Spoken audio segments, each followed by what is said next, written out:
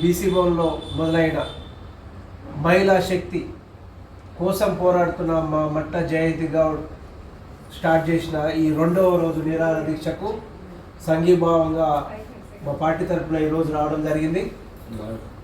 మహిళలని మీరు ఏదైతే మీ యొక్క సనాతన ధర్మమో, మీ యొక్క ఆర్ఎస్ఎస్ భావజాలమో, బీజేపీ భావజాలం ద్వారా భారత్ మాతా జై, భారత మాతా జై అంటారు. మా బీసీ మహిళలు భారత మాత కాదా? మా బీసీ మహిళల్లో భారత మాత లేదా? ఓసీ మహిళలలో భారత మాత.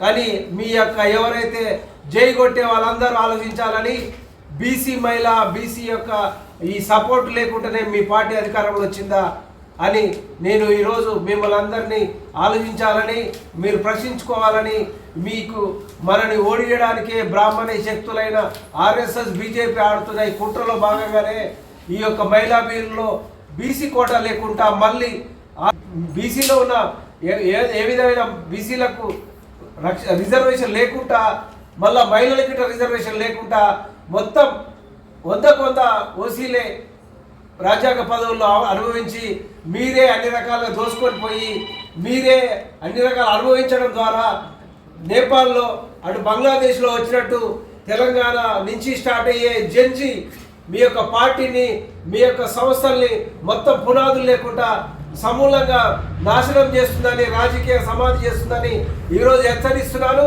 రేపు జరగబోయే పార్లమెంట్ సమావేశాల్లో మా బీసీ బిల్లును కనుక మీరు సపోర్టాన్ని అంగీకరించకుంటే మీకు ఈ రోజు నుంచి అంబేద్కర్ జయంతి రోజు స్టార్ట్ అయిన ఈ యొక్క ఉద్యమం మీ యొక్క చర్మగీతం పాడుతుందని, మిమ్మల్ని దహలాగ్నిలాగా కాల్చేస్తుందని నేను హెచ్చరిస్తున్నాను.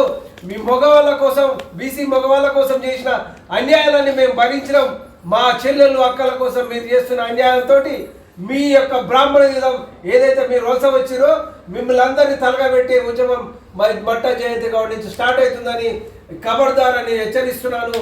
మీరు ఇప్పుడైనా కళ్ళు తెరవకొడితే రేపు వచ్చే ఈ మహిళా శక్తి ద్వారా వచ్చే లాభ ద్వారా మీ అందరినీ తలగబెడతామని నేను మరొకసారి హెచ్చరిస్తూ, రేపు జరగబోయే పార్లమెంట్ ఎలక్షన్లో బీసీ మహిళా కోటాని మీరు అమలు చేస్తారా లేదా మీ యొక్క రాజకీయ సమాధిని మీరే నిర్మించుకుంటారా అని చెప్పి నేను హెచ్చరిస్తున్నాను.